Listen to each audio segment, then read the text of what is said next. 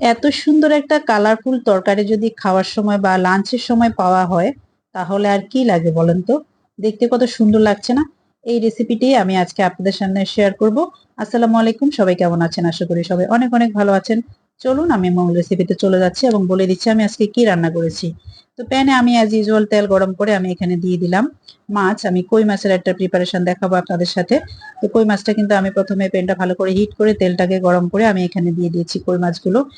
একটু যদি হিটটা বাড়িয়ে দেন তাহলে আপনার কি হবে, মাছটা ভিতরে জুসি থাকবে আর উপরে একটা সুন্দর একটা কালার চলে আসবে বা একটু ক্রাঞ্চিনেস আসবে, খেতে আপনাদের অনেক ভালো লাগবে, দেখতেও সুন্দর লাগবে।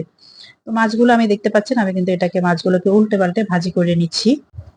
এরপর আমি এখানে দিয়ে দিলাম বেগুন। আমি বেগুনটাকে লম্বা লম্বা করে কেটে নিয়েছি, যেহেতু কই মাছগুলো লম্বা এভাবে দেখতেই ভালো লাগবে। তো আমি বেগুনটাকে লম্বা লম্বা করে কেটে ধুয়ে পানি ঝরিয়ে হলুদ মরিচ এবং লবণ দিয়ে মেখে তারপর আমি এটাকে এভাবে ভেজে নিচ্ছি। সুন্দর একটা লালচে কালার করে ভাজি করবেন, তাহলে দেখবেন রান্নাটাও খেতে অনেক একটা সুন্দর একটা স্মেল পাবেন, দেখতেও সুন্দর লাগবে। স্ক্রিনে যেমন যেমন দেখতে পাচ্ছেন আমি এটাকে ভাজি করে নিয়েছি। আর আমার বাচ্চারা আলু পাগল আমি সবসময় বলি, তো আমি একটা আলু এখানে ভাজি করে নিয়েছি। নেওয়ার পরে আমি এখন মূল রান্নায় চলে যাব। আমি এখানে পাতিল বসিয়ে দিয়েছি, পাতিলে আমি পেঁয়াজ দিয়ে দিয়েছি, এখানে মিডিয়াম সাইজের 3টা পেঁয়াজ দিয়েছি। দিয়ে তারপর আমি পেঁয়াজটাকে হালকা নেড়ে আমি এখন এখানে দিয়ে দেবো একটা টমেটো, বড় সাইজের একটা টমেটো দিয়ে দিয়েছি।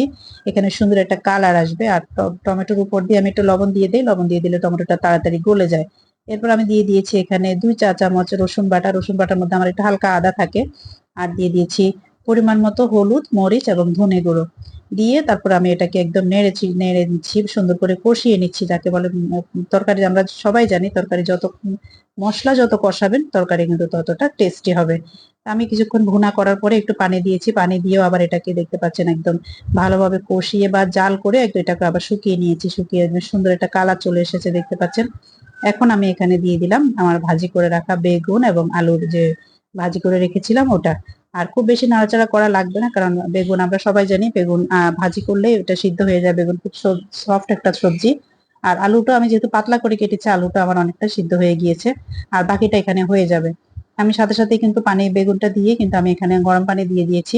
চুলার এই পর্যায়ে আমি চুলাটা কমিয়ে রেখেছি, এই জন্য পানিটা ফুটছে না, কারণ আমি একসাথে চুলাটা বাড়িয়ে দেবো। দিয়ে আমি কিন্তু সাথে সাথে মাছটাও দিয়ে দিয়েছি, আমি আগেই বলেছি। এখানে খুব একটা বেশি প্রয়োজন হবে না, কারণ বেগুনটা সবজিটা আগে থেকে প্রায় সিদ্ধ হয়ে গিয়েছে 80%। এই যে আমি মাছটা দিয়ে এখন আমি এটাকে একদম ভালো করে এ পর্যায়ে কিন্তু আমি দেখতে পাচ্ছেন চুলাটা একদম জাল করে দিয়েছি আর পানিটা একদম ফুটে উঠেছে, যেহেতু আমি গরম পানি দিয়েছিলাম। আর এই পর্যায়ে আমি লবণটা চেক করে নিয়েছি, লবণ কিন্তু আমার লাগেনি, আমার একবারে হয়ে গিয়েছে।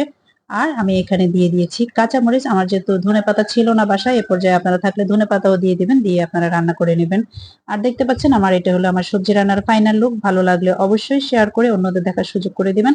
আর রান্না করে অবশ্যই আমাকে জানাবেন কেমন হয়েছে। ধন্যবাদ।